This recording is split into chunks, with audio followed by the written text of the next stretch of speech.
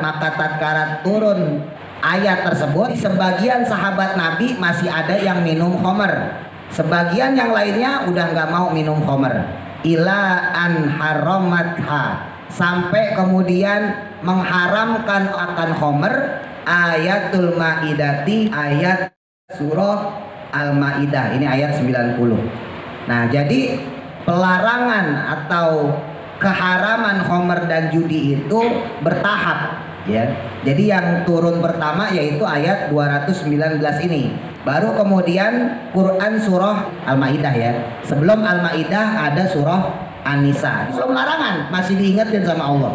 Ya ayyuhalladzina amanu, wahai orang-orang yang beriman, la taqrabus shalah, jangan kamu dekatin sholat. Maksudnya jangan sampai kamu sholat wa antum sukaro, sedangkan kalian dalam keadaan mabuk, hatta malakulun, sehingga kamu mengetahui apa yang kamu ucapkan. Karena dulu sahabat Bapak Ibu, ya, biasa minum khamr. Jadi zaman Nabi dulu sholat itu aneh-aneh, orang udah lagi mabuk gimana? Bacaan mabuk, ya kan, bismillahirrahmanirrahim, gitu melayang-layang.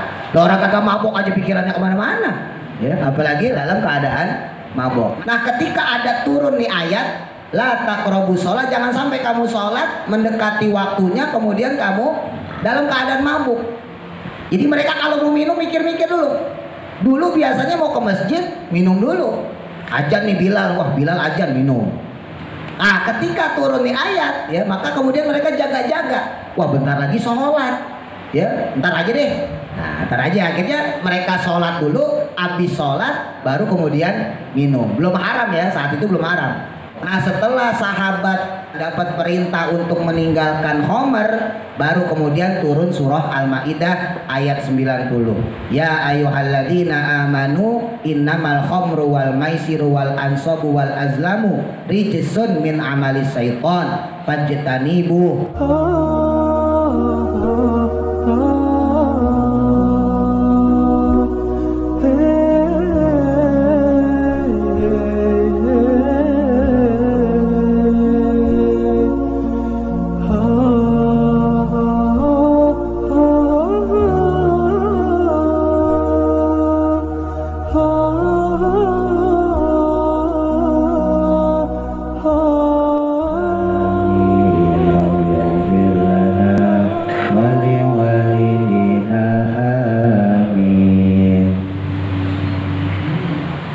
Pada surah Al-Baqarah ayat selanjutnya 219. Bismillahirrahmanirrahim. Qala musannifu rahimahullahu ta'ala wa nafa'na bihi wa bi barakati ulumihi fi daraini amin. Qala Allah ta'ala fil Qur'anil Karim, a'udzu billahi minasy syaithanir rajim. Yas'alunaka 'anil khamri wal maisir qul fihima ithmun kabir wa manafi'un linnas wa ithmuhuma akbar min naf'ihima wa yas'alunaka madza yunfiqun qulil afu kadzalika yubayyinullahu lakumul ayati la'allakum tatafakkarun wallahu a'lam bimuradi. Yas'alunaka, mereka bertanya kepada engkau, kepada Nabi tentunya, anil khamri, tentang khamr. Secara penterjemahan Bapak Ibu, ya, khamr itu minuman keras, tapi secara syariat apapun yang memabukkan. Kullu muskirin khamrun, setiap yang memabukkan disebut khamr. Kalau diartikan hanya sebatas minuman, nah, berarti sesuatu yang lain yang memabukkan tapi bentuknya bukan minuman, nah, berarti bukan khamr. Nah, maka definisinya, pengertiannya nggak seperti itu, ya. Yang dimaksud khamr kullu muskirin, setiap perkara yang memabukkan. Nah, ini sebagaimana yang disampaikan oleh Nabi, ya. Kullu muskirin khamrun, setiap perkara yang memabukkan disebut khamr. Ya, apapun bentuknya, mau padat, mau cair, mau itu diminum, mau itu dimakan, mau itu diisap, mau itu dihirup, pokoknya kalau memabukkan disebut khamr, gitu. Karena ada orang-orang yang akal-akalan, ya, ganja, cimeng bukan khamr ini, Kan minuman katanya, minuman keras yang haram. Berarti orang pintar tapi bodoh. Ya, pintar tapi bodoh. Berarti dia nggak paham secara syariat. Jadi apapun itu bentuknya. Kalau yang sekarang ya narkoba, ya itu ada yang dihisap. Nah, berarti termasuk homer. Wa kullu homrin haramun, dan setiap homer hukumnya haram. Nah, ini Nabi pernah dulu ditanya tentang hukum homer. Wal maisiri, dan juga berjudi. Al-kimari maksudnya perjudian. Ma hukmuhuma, apakah hukum keduanya? Jadi Nabi pernah ditanya, ya Rasul, apa sih hukum homer sama perjudian? Kul, maka katakanlah, kata Allah, wahai Nabi, lahum, kepada mereka. Maksudnya kepada orang-orang yang bertanya itu, fihima, di dalam keduanya, di dalam homer dan perjudian, ai maksudnya fi ta'atihima, yaitu di dalam transaksi atau di dalam hal yang berkaitan dengan keduanya, dengan homer, dengan judi. Itu ismun, ada dosa, kabirun, yang besar, azimun maksudnya gede, agung. Wafi kiraatin, dan dalam satu kiroah bil musallasati, dibaca dengan huruf sa titik 3. Jadi kalau tadi tulisannya ismun kabir, dalam riwayat lain disebutnya ismun kathir. Nah, jadi barangkali Bapak Ibu nemu imamnya ahli qiraah sab'ah ya. Dia baca wa yas'alunaka 'anil khamri wal maisir qul fihima itsmun katsir. Wah, padahal tulisannya ismun kabir. Benar ya, karena memang dalam satu teks qiraah imam lain ya bukan ismun kabir tapi ismun kasir. Ya, dosa yang besar, dosa yang banyak. Nah, untungnya kita nggak hafal Quran, jadi orang baca ismun kasir ya manggut-manggut lah ya. Nah, cocok berarti.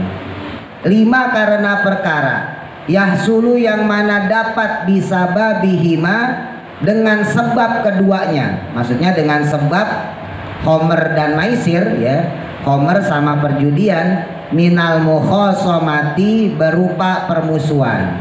Jadi kenapa kok dosanya gede? Karena dengan homer dan judi itu bisa menyebabkan permusuhan.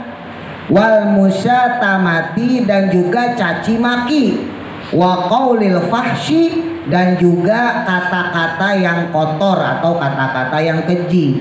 Wah, jelas ya, nggak ada orang minum homer ya main judi kok ngucapnya astagfirullah, subhanallah, nggak ada ya, mate gitu kan, wedus sing ora enek sumune ya, nggak ada tanduknya ya, gitulah.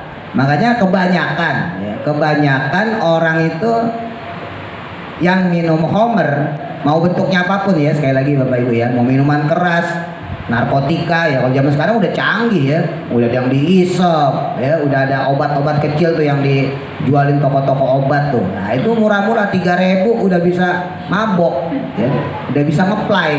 Kalau zaman dulu ya bapak-bapak yang tahun 80-an misalnya 70-an gitu ya, itu maboknya masih pakai ciu, miras-miras yang tampungan gitulah, tuak gitu ya. Belum canggih maksudnya. Kalau sekarang udah canggih, udah ada yang diisep macem-macem.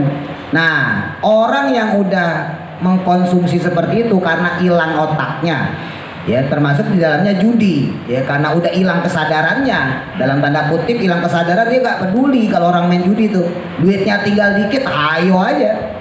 Nah, berarti kan secara nggak langsung udah hilang kesadaran. Nah, orang yang kayak gitu itu biasanya memang gampang mengumpat ya, gampang mengucapkan caci maki, gampang mengucapkan sumpah serapah, berkata-kata kotor ya. Bahkan nggak sedikit ya yang kumpulnya sama keluarga ya, mabok tapi barengnya sama keluarga, misalnya sama mantu gitu ya, anak sama bapaknya sendiri. Main judi juga gitu, kadang-kadang anak sama bapaknya sendiri, sama mantunya sendiri ya, bapaknya juga digoblok-goblokin, goblok bapaknya. Kenapa? Karena memang otaknya udah hilang kesadaran, baik itu dalam mabok ya maupun dalam berjudi. Tapi dijelasin sama Allah di sini, wa manafi'u, adapun manfaat-manfaatnya, linnasi, itu ada untuk manusia ya. Apa manfaatnya? Billadati, dengan rasa enak, wal farohi, dan rasa bahagia, rasa senang ya. Fil khomri, ketika minum minuman keras, ketika mengkonsumsi homer. Ya, orang punya utang banyak, mabok, hilang. Bukan ulang utangnya, hilang pikirannya itu, maksudnya nggak mikirin utang. Ya. Wa isobatil mali, dan juga mendapatkan harta bila kadin, dengan tanpa susah payah, fil maisiri, dalam perjudian. Ya, sama orang judi juga begitu. Orang judi dia bisa dapat harta secara instan dengan cara cepat, paling manfaatnya itu. Tapi nggak ada orang yang berjudi itu lantas jadi kaya. Ya, nggak ada. Coba Bapak Ibu cari orang kaya, misalnya RW 8 deh. Ya cari aja.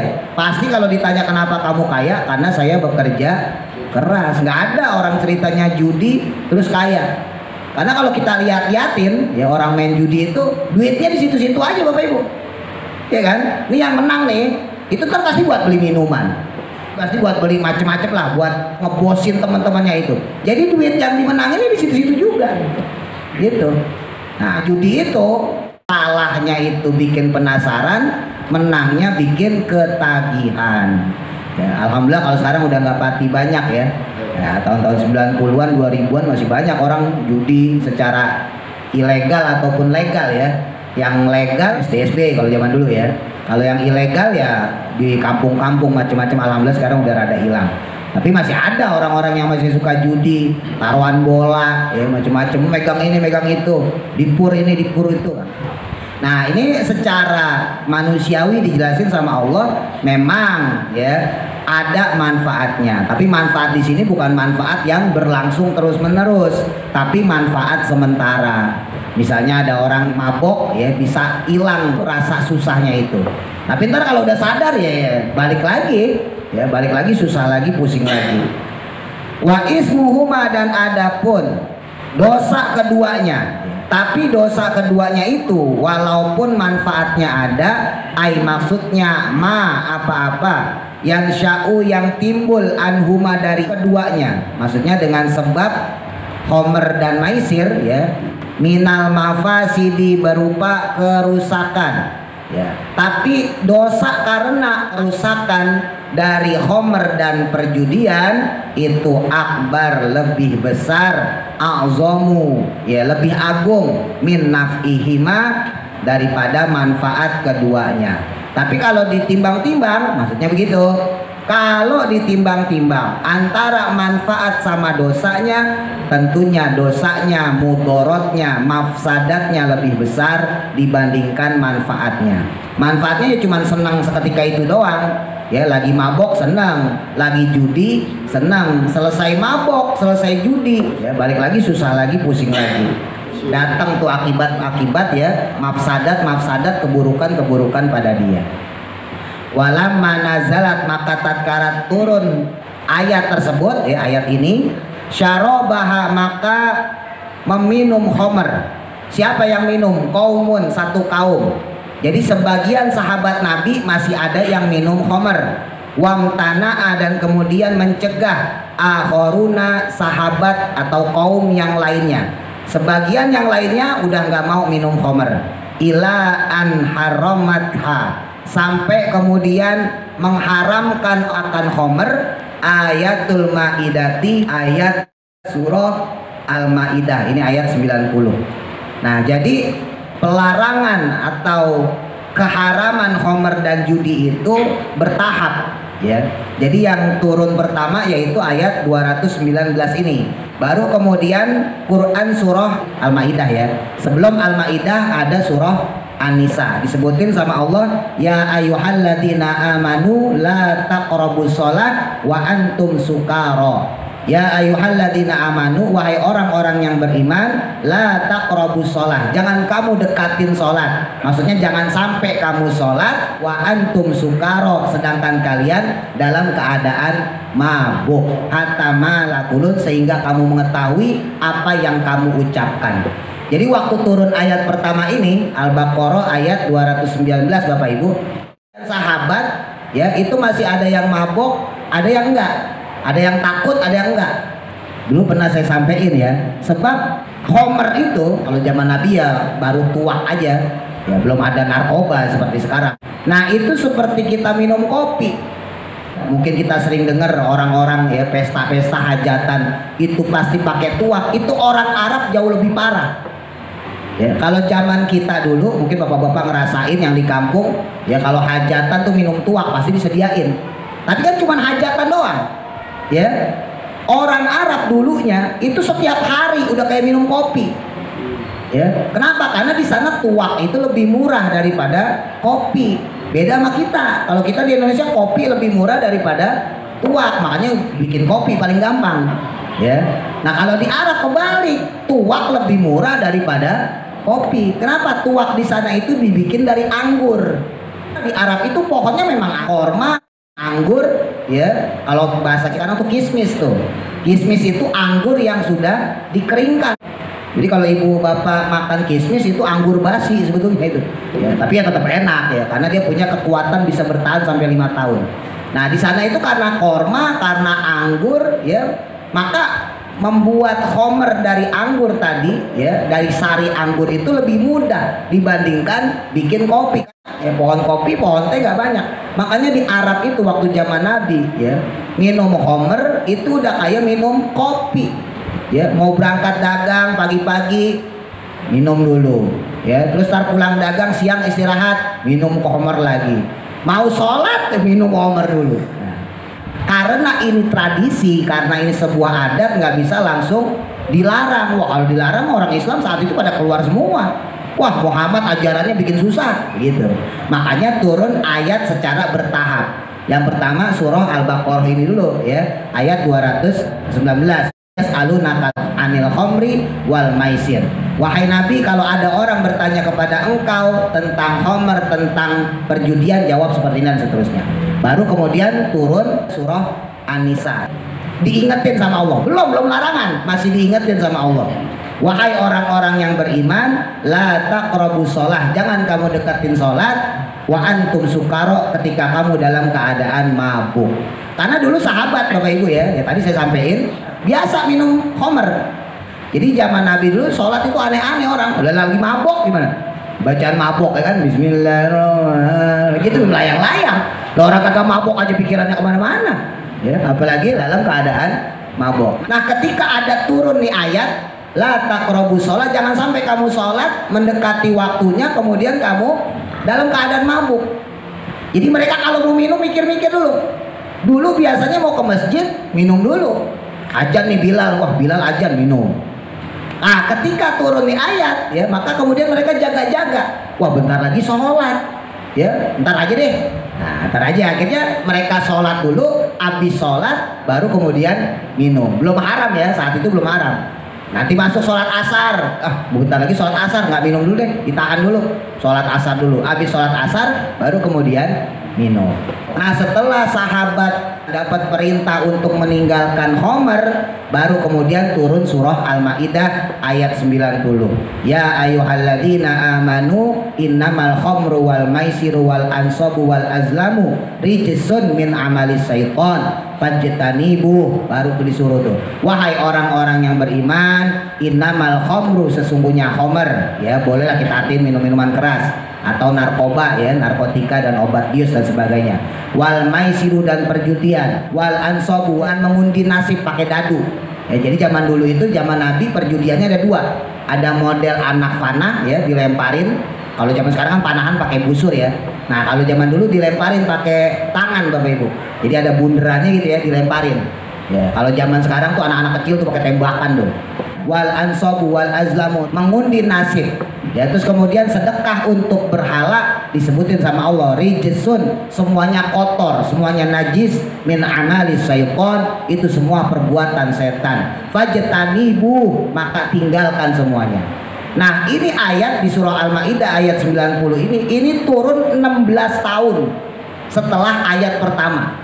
Ya, jadi ayat surah Al-Baqarah 219 ya, yas'alunaka 'anil khamri wal maisir ya, bahwa khamr itu ada manfaatnya tapi ismu kabir, dosanya lebih besar, mafsadatnya, mudorotnya lebih besar. Ini jarak dari Al-Baqarah 219 sampai ke Al-Maidah ayat 90 kurang lebih dalam sejarah disebutin hampir 16 tahun. Jadi proses pelarangan khamr di masa Nabi saat itu sampai 16 tahun. Ini menunjukkan bahwa suatu adat itu nggak bisa langsung dicegah sekaligus, Bapak Ibu. Ya, jadi namanya adat nggak bisa langsung dicegah sekaligus. Nah, ini yang dipakai oleh ulama-ulama kita, khususnya para wali songo.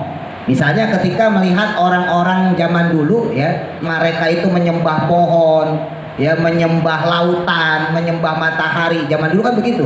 Belum ada dewa-dewa. Hindu Buddha baru juga sama. Jangan dikira Hindu Buddha itu agama pertama, enggak. Sama, Hindu Buddha, Kristen termasuk Islam itu datang baru belakangan.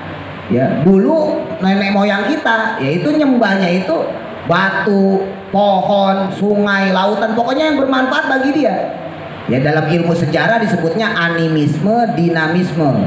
Ya, mereka menyembah matahari, menyembah bulan, pokoknya yang bermanfaat bagi dia disembah.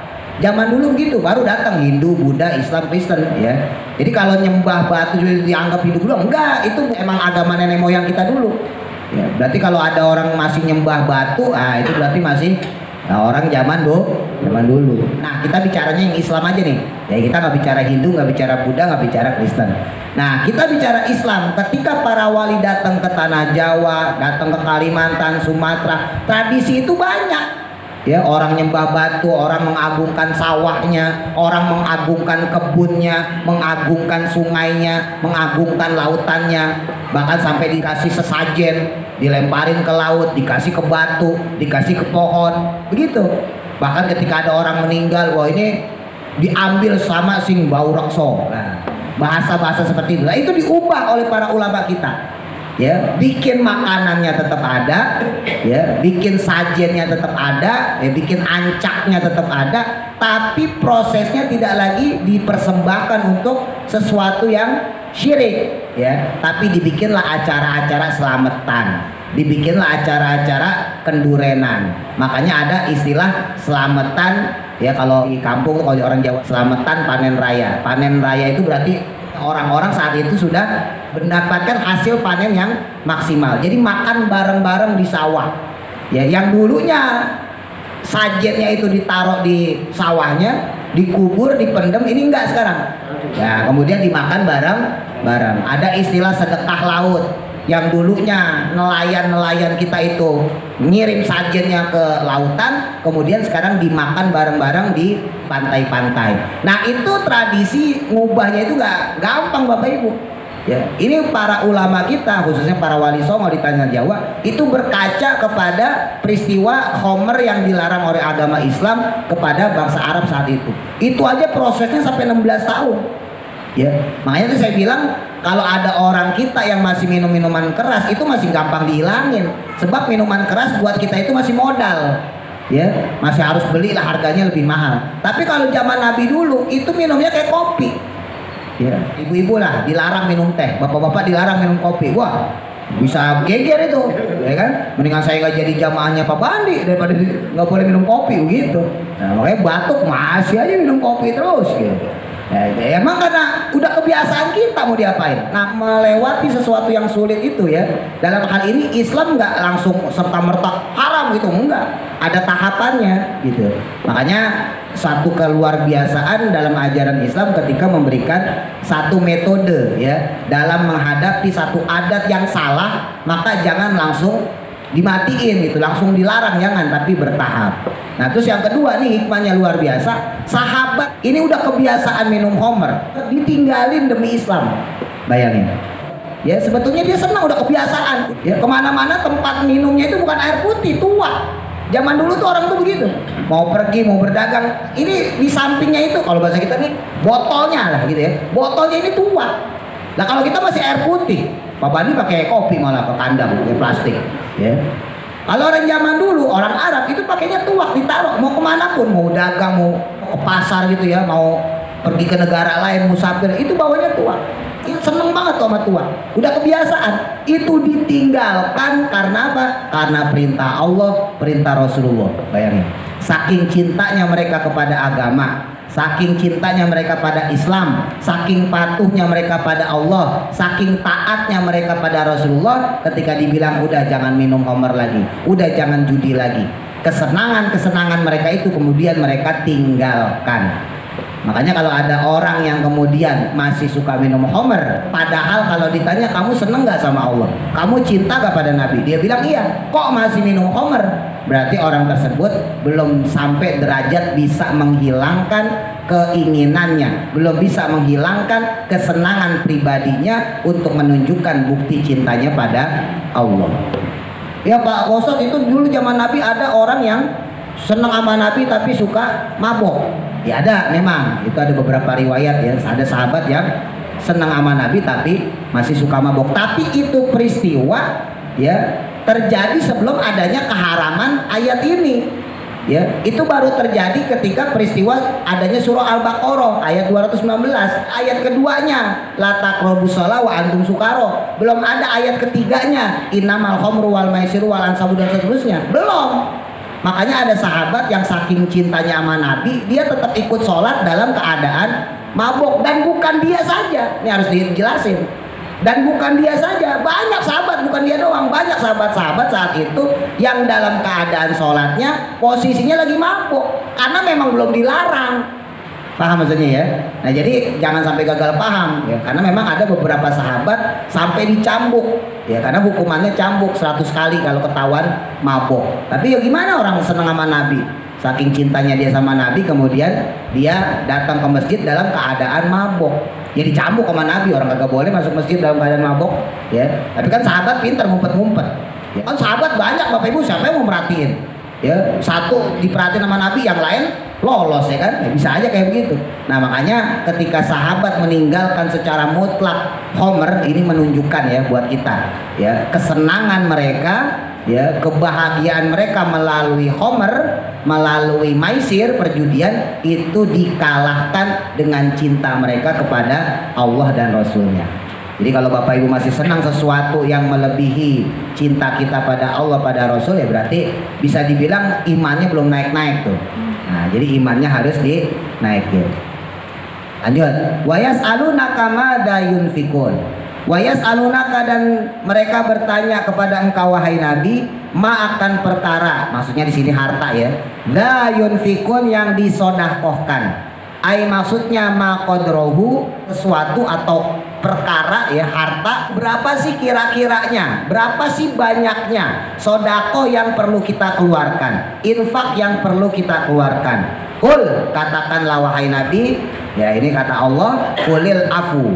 Kul, katakan wahai Nabi, anfiku, infakkanlah al afwa. Afwa ini secara bahasa artinya maaf ya. Nah, tapi kalau di sini maksudnya artinya kelebihan. Al afwa yaitu kelebihan. Ai maksudnya al fadilah yaitu kelebihan, anil hajati dari hajat dasar ya, dari kebutuhan dasar. Jadi sunnahnya menyisihkan rezeki kita, menginfakkan, mensedekahkan, yaitu kelebihan dari kebutuhan dasar kita, hajat dasar kita. Wala tunfiku, dan jangan kalian menginfakkan ma akan sesuatu tahtajuna yang kalian butuh ilaihi kepadanya. Jadi nggak boleh malah kalau kita memaksakan diri untuk menginfakkan, mensedekahkan ya sesuatu di luar batas hajat kita. Watadiu, dan kemudian jangan pula menyia-nyiakan anfusakum, akan diri kalian sendiri. Jadi nggak boleh menyia-nyiakan diri dengan cara ya jor-joran, maksudnya gitu ya, sedekah macam-macam. Wa fi qiraatin, dan dalam satu qiraah birraf'i, dibaca rofa, jadi bukan al afwa tapi al afwu ya, di doma. Bitaqdiri huwa, dengan takdirnya perkiraannya yaitu lafaz huwa. Kadzalika, sebagaimana hal tersebut, ai maksudnya kama bayyana, sebagaimana menjelaskannya Allah lakum kepada kalian, ma akan apa-apa zukira yang disebutkan. Yubayyinu, menjelaskan Allah Ta'ala, Allah Subhanahu Wa Ta'ala, lakum kepada kalian, al ayati akan ayat-ayat, la'allakum, supaya kalian itu tatafakkarun, berpikir. Nah di sini disebutin ya bahwa ketika seseorang itu menafkahkan atau mensedekahkan rizkinya, maka harta yang dikeluarkan itu adalah al-fadila anil hajat, yaitu kelebihan dari kebutuhan dasar. kebutuhan dasar Bapak Ibu ya, bukan keinginan. Sebab kalau keinginan banyak ya. Kadang orang jadi pelit ya, jadi medit itu bukan karena kebutuhan tapi karena keinginan. Ya, Bapak Ibu harus bedain mana kebutuhan, mana keinginan. Kalau kebutuhan ya berarti cuman sekedar hal-hal yang dibutuhkan oleh jiwa kita. Misal yang kontrak udah punya duit buat kontrakan. Ya, yang punya rumah udah bisa buat bayar listrik, udah bisa buat bayar air, udah bisa buat beli beras. Nah, berarti sisanya itu adalah kelebihan kita.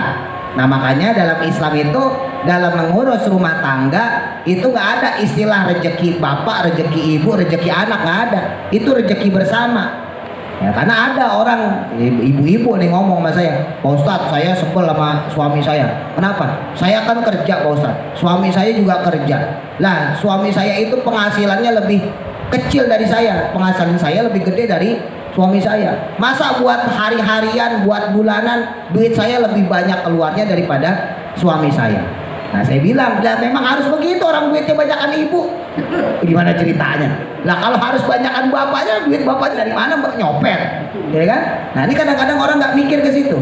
Hati-hati, bolak-balik saya sampaikan juga kepada Bapak Ibu ya. Harta yang ada di dalam diri kita, itu semuanya harta keluarga kita yang diberikan oleh Allah sebagai amanah buat kita supaya kita bertanggung jawab. Hati-hati ya, misalnya kayak tadi kasus ya, saya bilangin ke ibu-ibu tadi tuh, jangan begitu Bu. Kalau ibu nggak kerja pun, saya bilang, kalau ibu nggak kerja pun, bapak bakal dapat rezeki yang sesuai yang ibu punya. Lah ini berhubung ibu udah kerja, maka dibagi dua, bapak dapat sekian, ibu dapat sekian. Begitu pula dengan anak. Nanti anak keluar misah, masing-masing bawa rezeki sendiri karena udah nikah, udah kawin ya, udah berumah tangga atau udah hidup mandiri, maka dia bawa rezeki sendiri. Ya, ini sering kali kita menganggap ya, kita yang laki misalnya, bapak-bapak gitu, ini duit saya, bukan duit keluarga. Ibu-ibu juga begitu yang dagang, alah suami koyo ngono dikasih duit, gak usah Pak Ustadz, udah duit saya. Nah ini yang salah, karena duit itu, uang itu hakikatnya duit keluarga. Jadi gampangnya secara ekstrim, andai kata yang perempuan istri nggak kerja ya, yang suami nggak kerja, sama-sama nggak kerja, maka tetap akan Allah kirimkan orang untuk ngasih duit kepada keluarga kita. Jadi andai kata kita nih yang laki-laki sebagai suami nggak kerja, terus istri kita yang perempuan sebagai istri dia nggak kerja, jadi sama-sama nggak punya penghasilan, bakal ada orang yang datang ke rumah kita ngasih duit. Kenapa? Karena kita berdua adalah makhluk Allah. Karena kita berdua adalah makhluk Allah, maka kita dijamin kehidupan kita oleh Allah. Makanya kalau kita punya duit, jangan ngerasa itu duit kita sendiri. Yang perempuan juga itu, ibu-ibu, ini duit saya. Jangan, karena itu hakikatnya duit keluarga. Ya, hati-hati bolak-balik saya ngomongin. Banyak orang kualat gara-gara duit keluarga tuh. Dianggapnya duit sendiri. Bahkan sering saya sampaikan, nauzubillah ya, kepada Bapak Ibu semua juga misalnya, yang zaman sekarang misalnya buat anak, zaman sekarang udah ada KJP, itu gak sedikit bapak-bapak ya, ibu-ibunya yang dapat KJP, duit anaknya itu KJP, duit anak Bapak Ibu, duit buat beli tas sekolah, duit buat beli baju sekolah, duit buat beli buku sekolah, duit KJP-nya diambil juga, diembat juga, dipakai buat beli pulsa. Bahkan nauzubillah kadang dipakai, zaman sekarang dipakai top up tuh buat judi yang online. Bayangin, ini biar Bapak Ibu paham, zaman sekarang orang seperti itu. Lagi mana kagak kualat sama anaknya, akhirnya anaknya bandel. Iya, itu anaknya ya belum gara-gara begitu, ngomongnya bahasanya jelek-jelek ya, diomongin ya susah. Ini di jembatan berapa kali saya bilangin, ngomongnya jangan begitu, masih aja besoknya begitu lagi. Kenapa? Karena bapak ibunya didiknya salah. Sekarang belum berasa, ntar 10 tahun lagi lihat. 10 tahun lagi lihat, 20 tahun lagi lihat. Kalau dia nggak berhasil mengubah anaknya seperti itu, maka belangsak sampai begitu terus. Yang sedih nanti bapak ibunya. Ketika di kuburan, ya dibejek sama malaikat gara-gara nggak berhasil mendidik anaknya seperti itu. Ya, kenapa? Karena meninggalkan anak dalam keadaan akhlak yang buruk. Nggak sholat, nggak ngaji, omongannya jelek. Bahkan nyolong-nyolong minum homer juga, tanya Pak RT itu. Diam-diam minum air keras juga. Nah, kenapa? Orang tuanya kagak peduli. Kenapa gak peduli? Ya karena kualat. Duit itu mengualatin Bapak Ibu, hati-hati. Ya. Harta itu ngualatin. Wah, harta warisan aja ngualatin. Punya harta warisan bukan dipakai buat beli rumah, dijual, kok nggak lama-lama miskin. Banyak contohnya. Hati-hati ya. Makanya sesuatu yang menjadi nafkah sebetulnya yang melebihi kebutuhan dasar. Cuman kebanyakan kita orang ini kebanyakan kepengenan. Akhirnya semuanya jadi kebutuhan. Pengen HP baru, akhirnya jadi kebutuhan. Padahal HP lama masih bisa kan gitu. Pengen punya motor baru, akhirnya jadi kebutuhan. Padahal itu kepengenan. Bedain antara kebutuhan sama kepengenan. Kalau untuk kebutuhan, Allah Maha cukup memberikan kepada kita. Cukup. Ya, ini banyak nih yang nganggur-nganggur, misalnya Pak Haji Yitno, ini kan udah ditanggung anak, udah gak kerja loh sama istrinya Bu Haji, ya kan? Tapi bisa hidup tuh, ya kan? Berarti Allah menanggung orang itu. Lebih ekstrim lagi, lihat gembel-gembel di jalanan, yang tidurnya di gerobak, karena mereka masih dijamin sama Allah nggak bakal mati, tenang aja, masih ada rezeki. Itu bukti bahwa Allah kasih sayang yang besar banget kepada kita. Allah Maha mencukupi kita. Cuman kita aja yang suka ragu dengan kebesaran Allah. Besok saya dapat duit gak nih ya? Besok saya itu. Akhirnya kepengenannya jadi banyak, pengen punya motor, pengen punya mobil, pengen punya rumah. Padahal semuanya itu bakal kita tinggalin, Bapak Ibu. Ya, Bapak punya motor, Ibu punya mobil, punya rumah, sebagus-bagusnya bakal ditinggalin. Yang kita pakai tuh nanti di kuburan cuman 2x1. Ya, itu juga kalau kagak ditiban. Udah kalau ditiban repot lagi, udah jadi makin pendek ya. Wallahu a'lam dan manfaat. Al-Fatihah. A'udzu billahi minasyaitonir rajim. Bismillahirrahmanirrahim. Alhamdulillah